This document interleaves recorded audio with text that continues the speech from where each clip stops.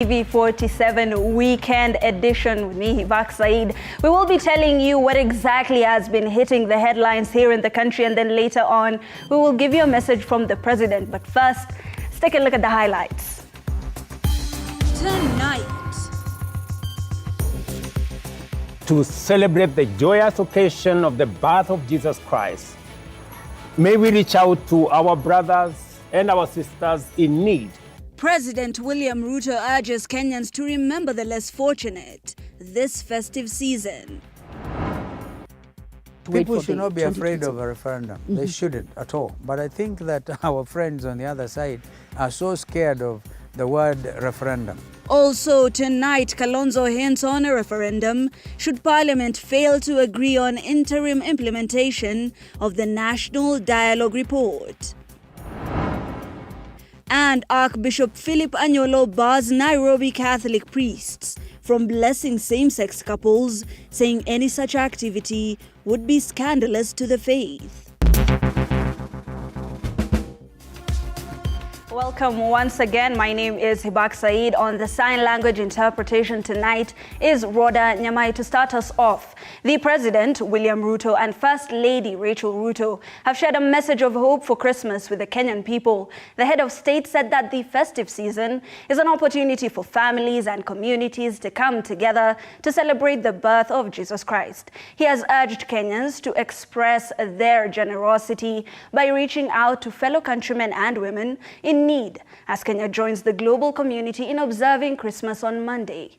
Moige William with more. On Christmas Eve, President William Ruto and First Lady Rachel Ruto conveyed a heartfelt message to the people of Kenya. President William Ruto acknowledging the resilience of Kenyans in the face of challenging times amidst the increased cost of living. Once again, the time has come for us to gather as families, as communities, and as a nation to commemorate a singular event, the birth of the world's most transformative individual, Jesus Christ. First Lady Rachel Ruto taking the opportunity to praise Kenyans for their enduring spirit despite the hardships. Rachel expressed her gratitude for the resilience Kenyans demonstrated throughout the year. As we celebrate with our loved ones, let's cherish the bonds that make us a resilient and vibrant nation. President William Ruto shared a message of hope with the nation, encouraging Kenyans to be optimistic as they approach the new year 2024. May we reach out to our brothers and our sisters in need with a loving hand, a kind word, a warm meal, and other gifts and acts of loving kindness and goodwill. Most of all, primarily, very important, that we pray for them. Elsewhere, Second Lady Pastor Dorcas Gachagua has urged Kenyans to make the most of the Christmas festivities by spending quality time with their loved ones.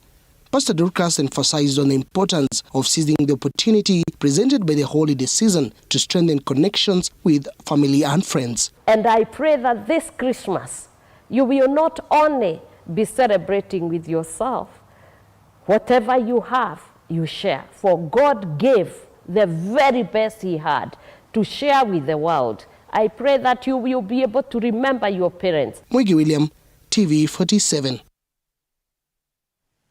A very heartwarming message on this Christmas Eve. Moving on, Azimio leader Raila Odinga has criticized the government for its perceived inability to manage the economy 1 year after assuming office. Raila says there is a need to urgently address the economic challenges facing the country. The opposition leader, at the same time, urged the government to overhaul the education sector, saying the sector has witnessed a gradual decline in quality. Sheila Chilangat with the details. The intense debate over the escalating cost of living has gained momentum, with the opposition led by Azimio leader Raila Odinga criticizing the government for its perceived failure to manage the economy 1 year into office. The opposition maintains that the government's strategies are falling short of easing the burdens faced by the common mwananchi. Mwaka jana walikuwa nasema ati Uhuru aliwacha hazina ambayo ilikuwa tupo kuna chochote. Tumerithi kitu ambayo kuna chochote, hata ukoko ilikuwa kuna ndani ya nyungu. Mwaka moja mzima sasa.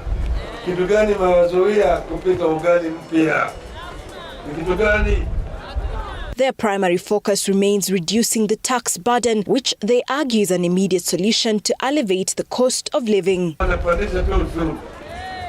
Zakayo. Zakayo shuka. Wananchi wanaumia. Tulisema ati mwaka jana tusema punda imechoka. Tunasema punda imeanguka. Mambo imekuwa mbaya, kila mtu analia. Kumbe mlikuwa mnaambiwa bottom up. Yaani vitu zitatoka chini zikienda juu na kila kitu imeenda. He was speaking at the Banyala Cultural Festival in Budalangi.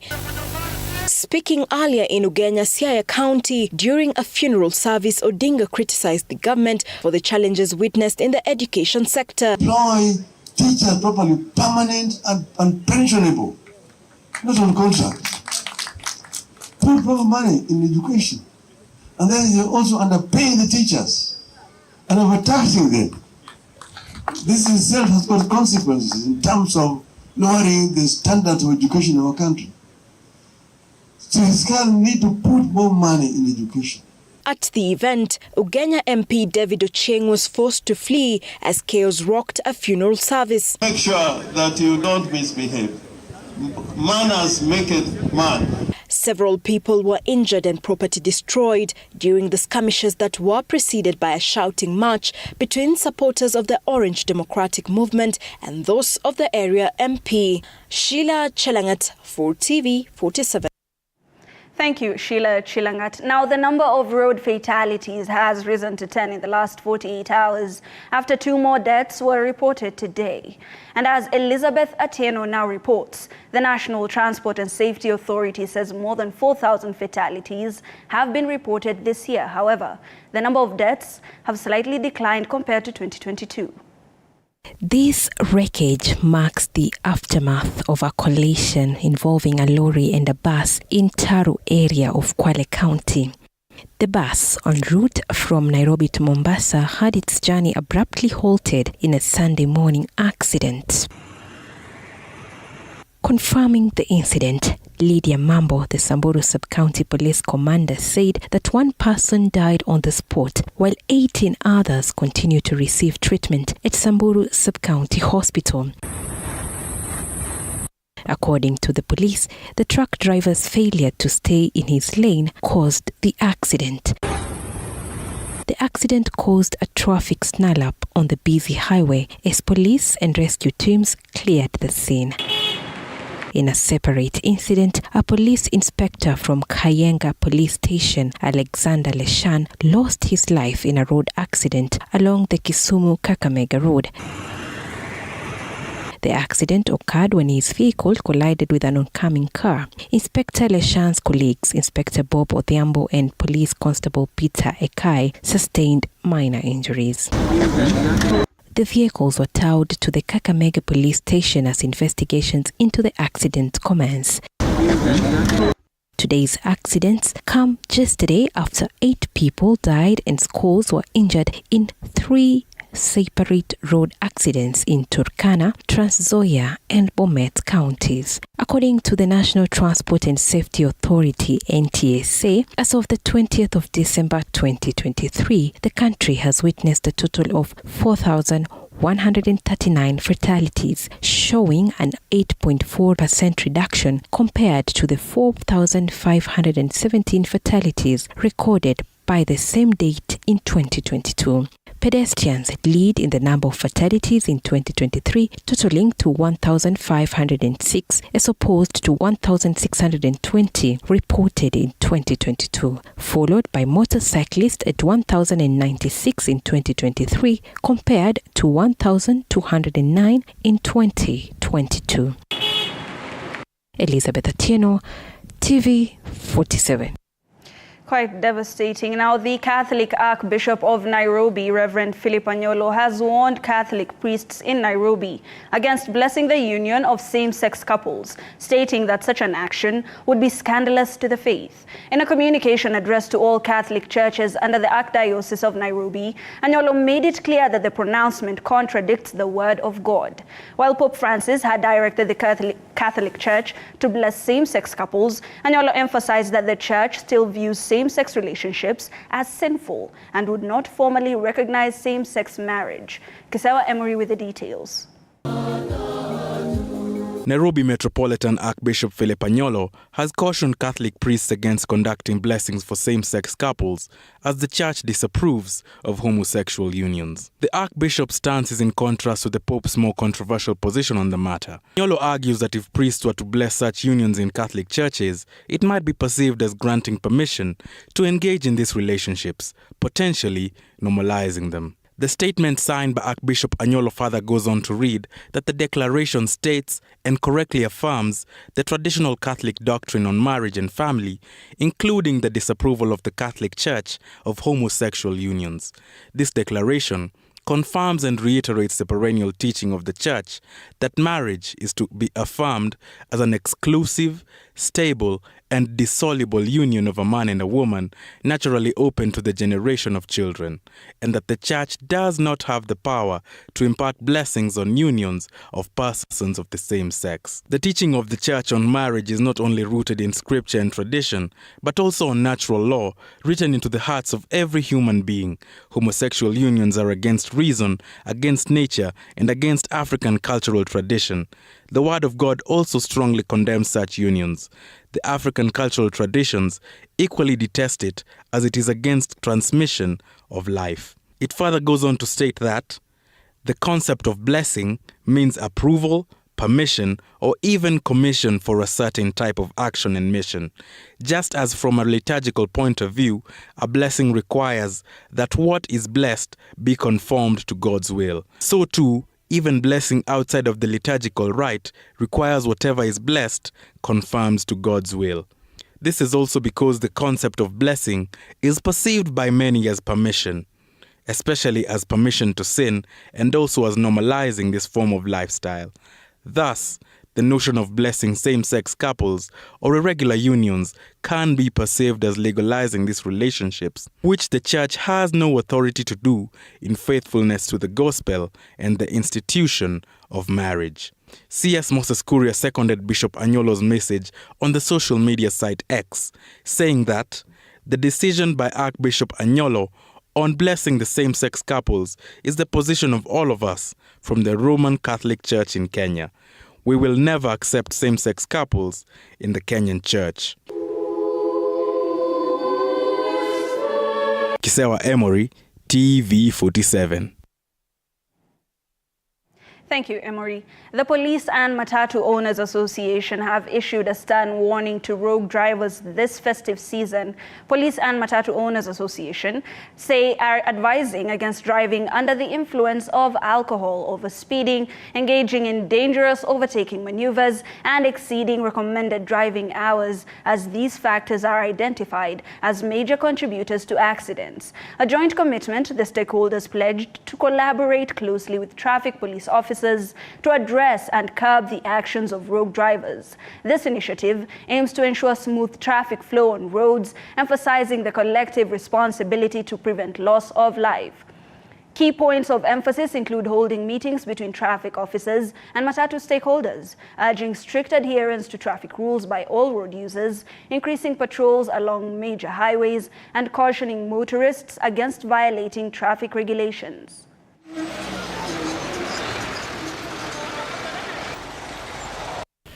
Na wenye wamejipanga, especially wenye sio competent driver, kushukua na kuendesha gari sana wakiendesha magari wakiwa walevi. Tunatoa onyo kali sana, tuko macho na tutaruhusu mtu kuendesha gari akiwa mlevi. Yeyote mwenye atakayepatikana atakamatwa na ataadhibiwa kwa mujibu wa sheria. Wale wengine tungeomba ni speed. Watu waangalie maneno ya speed wakati wanaendesha magari, na wao watilifu kwa njia na waobey all traffic rules. Yenye tutakuwa na askari kwa barabara ya kwa direct, na wakiobey watu watafika mzuri na watasherehekea sikukuu na holiday mzuri. Na niwahimize ya kwamba wakuwe waangalifu, mtu asikunywe pombe. Take care of your brother, take care of your sister. Huyo mtu mwenye unafanyisha accident, huyo mtu umegonga kando ya barabara na baiskeli, ama umemgonga kando akitembea, huyo ni baba ya mtu. anategemewa na school fees, anategemewa na njia mingi sana. Kwa hivyo mimi nitawaomba muhakikishe drivers na conductors mumejichunga sana. President William Ruto's announcement that Kenya will become visa-free from January 2024 continues to elicit mixed reactions, with Prime Cabinet Secretary Musalia Mudavadi lauding the move. According to Mudavadi, the move will open Kenya to the world and boost the economy. Here is Nelly Lusigi with more. Barely 2 weeks after the presidential pronouncement, Prime Cabinet Secretary Musalia Mudavadi has commended the move, saying it will steer the country in the right direction. Mheshimiwa Rais amesema kwamba Kenya shall be a visa-free country. Yeye ana agenda na anaweka musingi. Speaking during a wedding ceremony in Mosop, Nandi County, Mudavadi highlighted the government's dedication to solidifying the diaspora community. He noted that the efforts are underway to support Kenyans working abroad, recognizing their significant contribution to the nation's gross domestic product. Yeye kama Rais wa Jamhuri ya Kenya amefungua department ya diaspora. Na lengo lake ni kuhakikisha kwamba anafungua uchumi hapa na anafungua uchumi ng'ambo. Mudavadi reaffirmed President William Ruto's commitment to simplifying travel procedures, and according to Mudavadi, this visionary step aligns with Ruto's long-standing advocacy for free travel within the African continent. Mudavadi, who doubles as the Cabinet Secretary for Foreign and Diaspora Affairs, also noted that in line with the visa-free arrangements, the government is working around the clock to solidify the diaspora and support Kenyans working abroad, for their contribution towards the gross domestic product of the nation has grown immensely. Citing initiatives as the recently signed European Union Economic Partnership Agreement, which he said these strategies are crucial for securing markets for the Kenyan exports and fostering economic ties with other nations, ultimately contributing to the influx of foreign exchange to the economy. Pesa ambazo zinatoka kwa diaspora kuingia Kenya zimefika dollars bilioni 4 kwa mwaka. Mheshimiwa Rais ametusaidia na tumeweka sahihi ya European Union. Mudavadi expressed his optimism that it will significantly enhance tourism and global business connection, potentially unlocking opportunities amounting to an estimated $19 trillion. Hiyo ni hatua kubwa sana ambayo Rais wa Jamhuri ya Kenya amechukua. Nelly Lusigi, TV 47.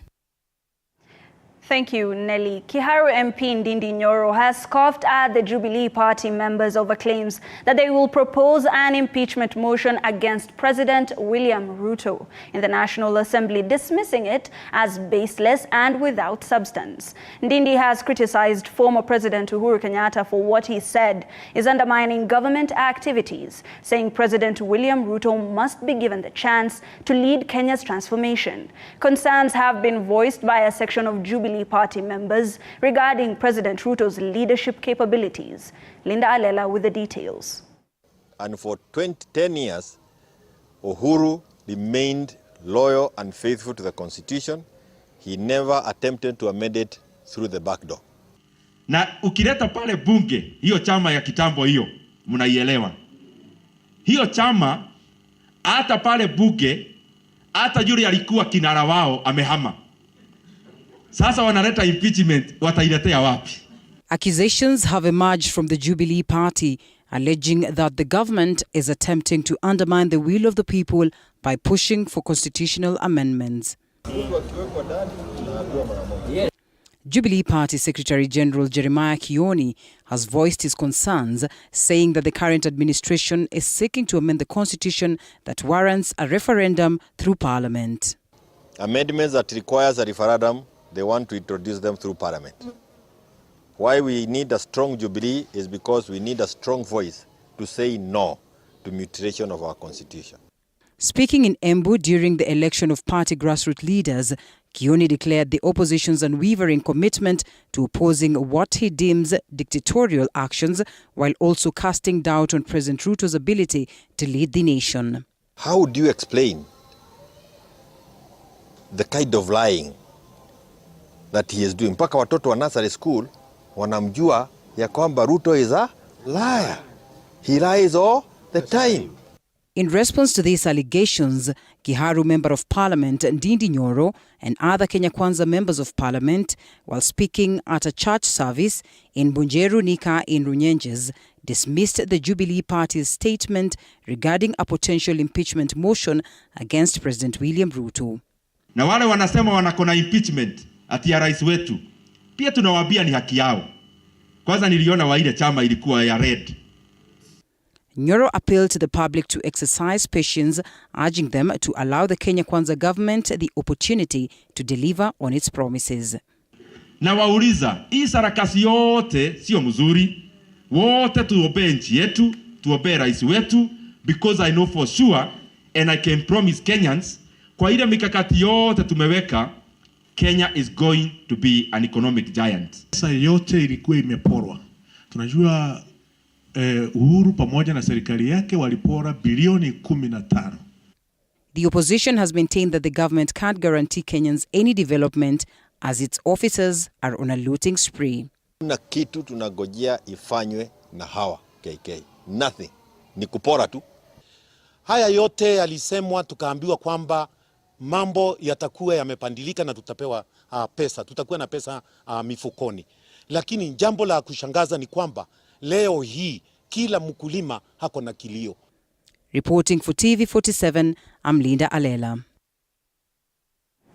Right, education experts have called on the government through the Ministry of Education and Higher Learning to moderate technical and vocational education and training institutions' licensing process in a bid to relieve private owners from the burden of acquiring all required documents. In Mombasa, speaking in Mombasa, Hassan Omari Kinywa emphasized the significance of the government's efforts to explore reducing the cost of obtaining a license to provide services that benefit the general people. Zingine ziko huku ndani. Changamoto ambazo kama zinapatikana ni masala ya licensing. License ni nyingi sana katika kufungua college, ya license inakuwa nyingi. Kuna KRA, kuna license ya county government, kuna license ya Ministry of Education, kuna license ya TVETA, kuna license ya NITA. Ni license baada ya license. Kwa hiyo tungeomba serikali waweze kufanya one stop shop ambao kwamba license itapatikana na wapunguze licenses za shule, na vile vile gharama ya kuajiri walimu si rahisi, gharama ya vitabu si rahisi, gharama ya technology si rahisi. Tunaomba sana serikali hasa TVETA waweze kufanya process ya ku certify na ku license wa shule iwe rahisi, kwa sababu hilo ni jambo limesumbua shule nyingi sana. Muhimu lugha tuitumie kwa mambo ya manufaa katika jamii, kwa sababu wengi wetu mashallah Mungu amewapa midomo mepesi katika kuzungumza, waweza kuflow paka ukashangaa huyu mashallah Kiswahili chake kizuri. Right, a call for unity and cohesion has been extended to various communities residing in the coastal region, with leaders attributing the stalled development in the area to the prevalence of ethnic-based politics. Leaders from diverse communities in the coastal region have been urged to promote peace, especially during the festive season. In Mombasa, during a conference that brought together religious leaders, Karisan Zai, the Mijikenda community spokesperson, emphasized the importance of unity as a catalyst for development. Wamijikenda wote ambao wako katika mji huu, tunaelekeza laini zetu katika masuala ya kisiasa pia tuhesabike, because hatuwezi kupangiwa kila siku. Imefika wakati na sisi tunaanza kujipanga kwa laini ya umoja ya kila mtu ambaye ako hapa. Nataka ieleweke hivi kwamba tuko na watu wengi ambao sasa wamekuwa wapwani. Kuna Wajaluo wamekuwa wapwani, kuna Wakikuyu wamekuwa wapwani, kuna Wameru, kuna Wakamba, kuna watu wote. Lakini hawaoni kwamba wana rights zao. So tumesema sisi wa miji na hawa tushirikiane tuweze kufanya mambo haya yote. Hakuna kunyanyasana. Tutakuwa sote pamoja na tutakuwa tunaelekeza mpango wetu wa kisawasawa. So mimi nikiwa kiongozi nitawaleta ndugu zangu wote ambao wanakaa katika maeneo haya kwamba tushirikiane sasa, tuende mahali serikali inaelekea. Right, we go for a very short break, but when we come back, more news. Don't touch that dial.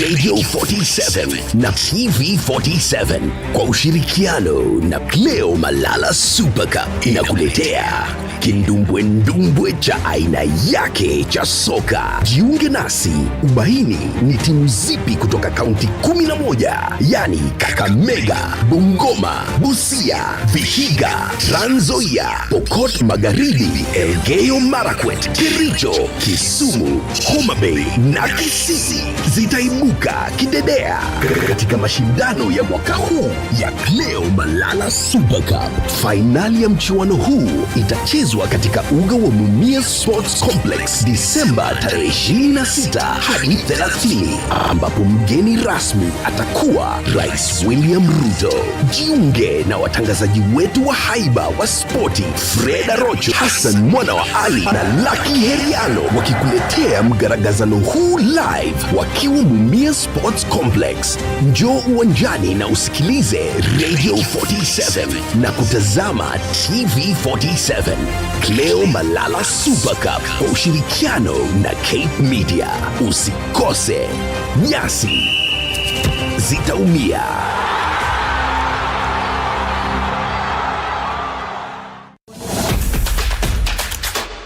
Karibu Maybets. New customers are awarded a free bet worth 50 shillings. To register, SMS the word JOIN to 29098. Join now at maybets.com. Welcome to the Mwai Kibaki Convention Center, the premier events venue. Our state-of-the-art facilities are designed to meet all your needs, from large-scale conferences to intimate meetings and everything in between. Located in the heart of Thika, the Mwai Kibaki Convention Center offers stunning views of the city skyline and is easily accessible from all major transportation hubs. Our facility features ample parking, free Wi-Fi, advanced audiovisual equipment, and our technical team is always on hand to ensure your event runs smoothly and seamlessly. Don't take our word for it. Make your next event unforgettable at the Mwai Kibaki Convention Center. Contact us today for bookings and reservations. Email multimedia@mku.ac.ke or call us on 0708 212204 or 0727 441733 or 0721 438 629 to learn more about our services and book your event. Buda, unajua hiyo mbao inaweza kushikia kashamba. Predict mechi 15 ustand chance ya kuwa millionaire. Cheza Maybets wa bebe 2 million jackpot. Ni mbao tu, ni rahisi, hiyo design. Maybets, home of winners. Betting is strictly for 18 years and over. Bet responsibly. BCLB number 0000578.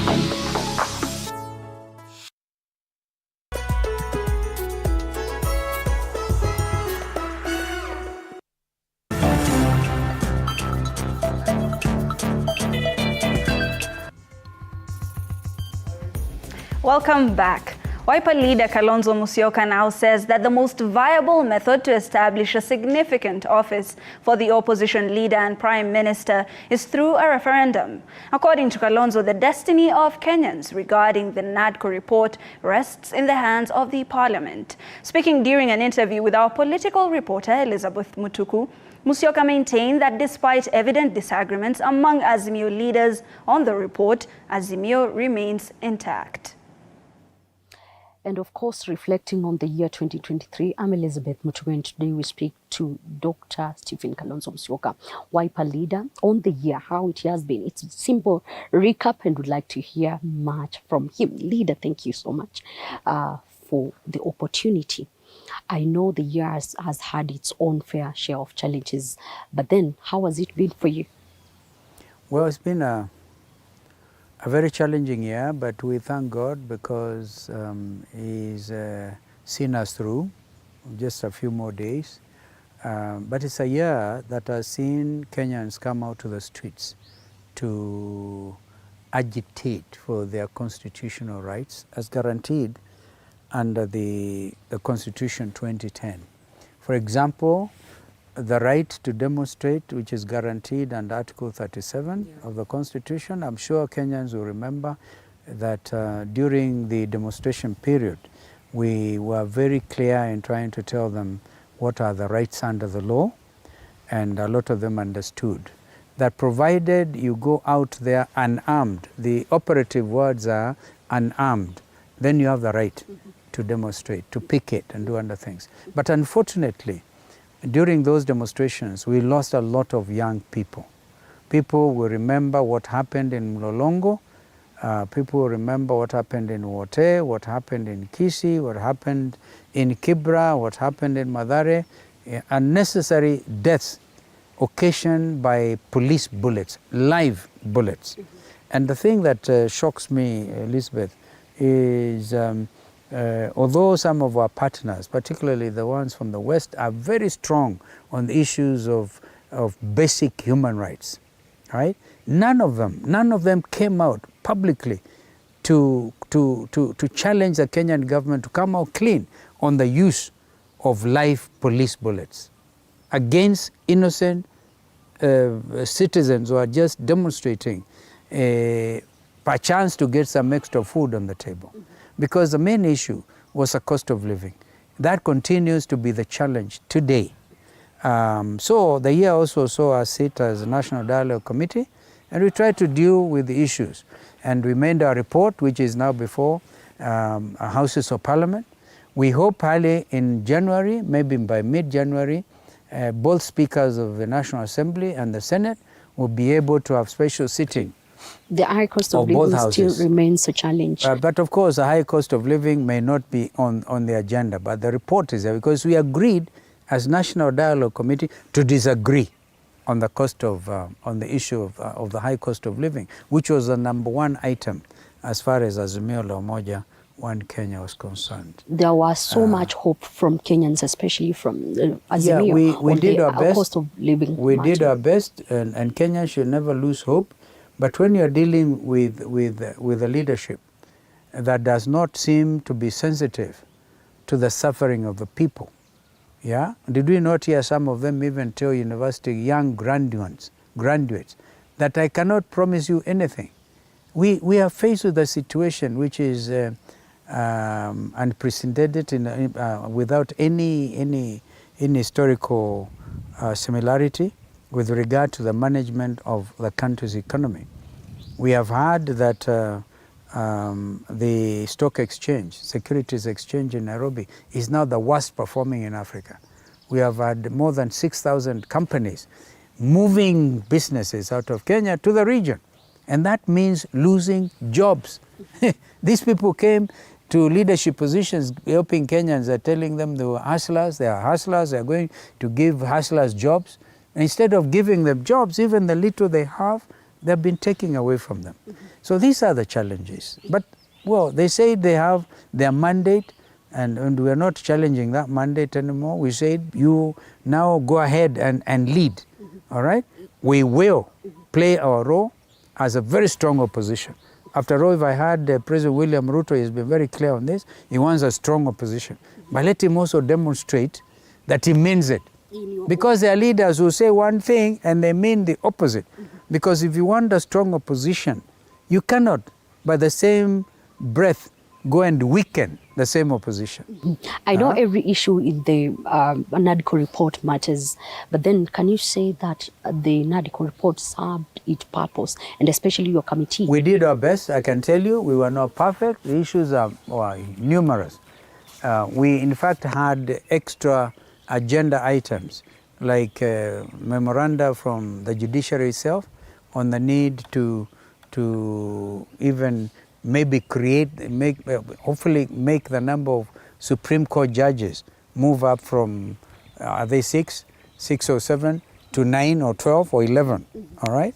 But we could not deal with that issue. Some of these will require serious attention, and some of them will require referendum, right? We could not arrogate to ourselves the responsibility of knowing what is best for Kenyan people. We did point out the direction. For example, on the creation of the two offices of the leader of official position and that of the Prime Minister. We know that we recommended that even if there's some interim measures, but the issue must go before the population in a referendum. Yeah, the issues that we you likely cannot, to have a referendum anytime soon, or we're going to wait for people should not be afraid of 2027? a referendum. They shouldn't at all. But I think that our friends on the other side are so scared of the word referendum. They would rather go and spread all over the place stories about state capture, which nobody understands. Because if there's state capture, it is these people who are really messing up with the independence of the judiciary, even reducing the efficacy and the performance of houses of parliament, because parliament is critical. The parliament has a responsibility to enact laws, and the executive should try to implement those laws. But where you have the executive trying to mess around with the parliament, then you end up with a very unfortunate situation. This is definitely not where we want to take Kenya. And Kenyans are very clear. Kenyans have come of age, 60 years of independence, right? And you know, unlike many countries in Africa, Elizabeth, this country has had a very active civil society. And Kenyans are educated across the board. Kenyans know, for example, that it will never be useful anymore to come armed with billions of shillings to bribe people and expect to vote for you. In the coming years, people should be ready to know that the people who have plundered the economy will come and bribe you with the money that they have used, that they have taken away from you through high taxation. By the way, the issue of high cost of living is heavily linked with the matter of incredible high taxation regime. However, President William Ruto over and over has said that they found empty coffers.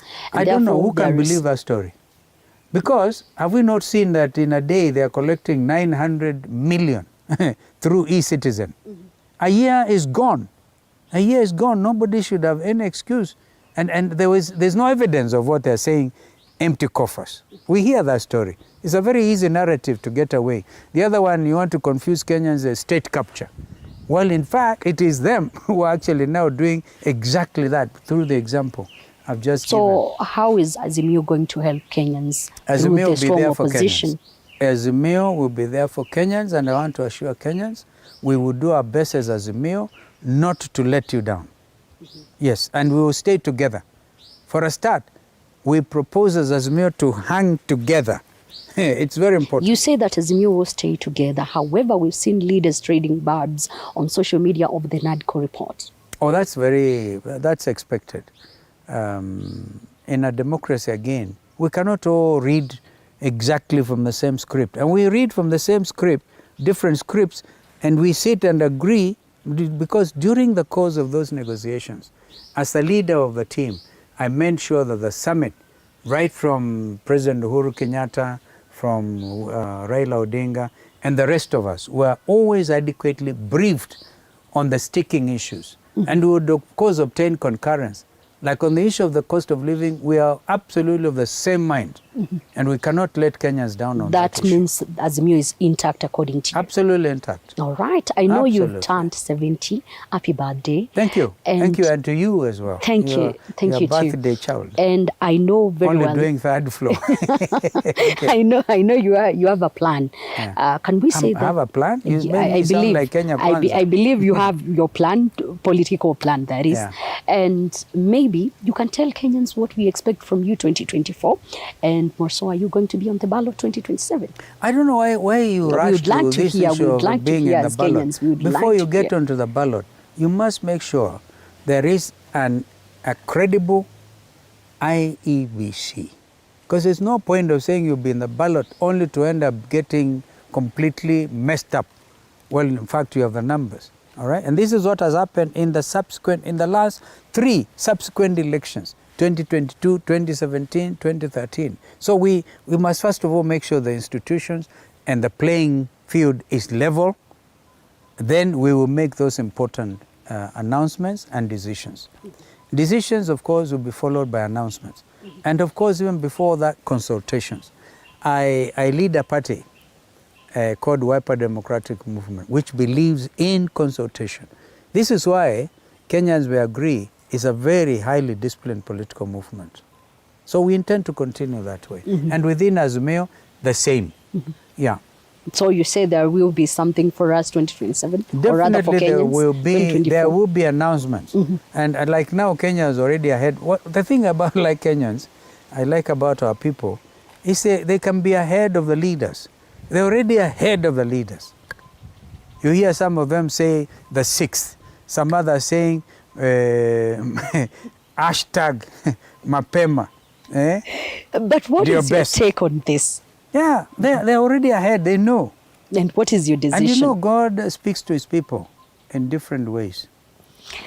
Thank you so much. Maybe some of them have already seen a revelation. We'll follow them. Yes. Thank you so much. I will be here also to hear your revelation. Well done. You could also be a revelation carrier. As the days go. Happy birthday once again. Happy and birthday Merry to you, Christmas. Liz, and may you live to many, many, many more. And may I take the opportunity to wish your viewers, your listeners, a very Merry Christmas. And a year that will be better than 2023. We hope 2024 will be a better year. And that Kenyans will have resolved to hold together as a nation. And they will have resolved to isolate extremists who come in the name of all manner of things and goodies, and to be able to point their minds in the right direction with regard to the leadership. Thank you so much. Which is your favorite tune currently? My favorite tune. I'm talking about I've actually been watching this young man called Israel Mbonyi. Yeah. He's a Rwandese, but he sings like a Tanzanian. Very poetic. When he says, Nina Siri, Siri, na Jasiri. Jasiri is buffalo soldier. Yeah. Jasiri. But that's okay. That's your tune. I like it. All right. Thank you so much. Wonderful gospel. We'll be singing soon, or rather later. Yeah. And thank you so much Thank for you. having me each and every time. Thank you so much for watching TV47. Back to you in studio.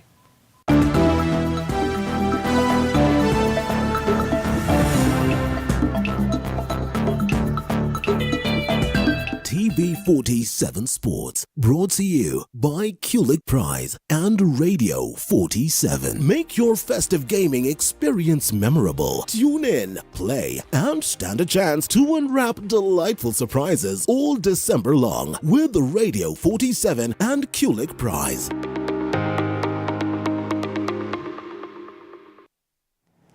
This is TV47 Sports News. Remember, you now have a chance to win amazing prizes like an all-expense paid trip to Mombasa Beach Hotel, mbuzi, airtime, cooking oil, bus fare, and other prizes with Radio 47 and ClickBet. To participate, dial *448# on your phone and follow prompts. Now let's get sporty. Kakamega Homeboys beat AFC Leopards 1-0 to lift the second edition of the Elijah Lidonde Super Cup at Buhungu Stadium today.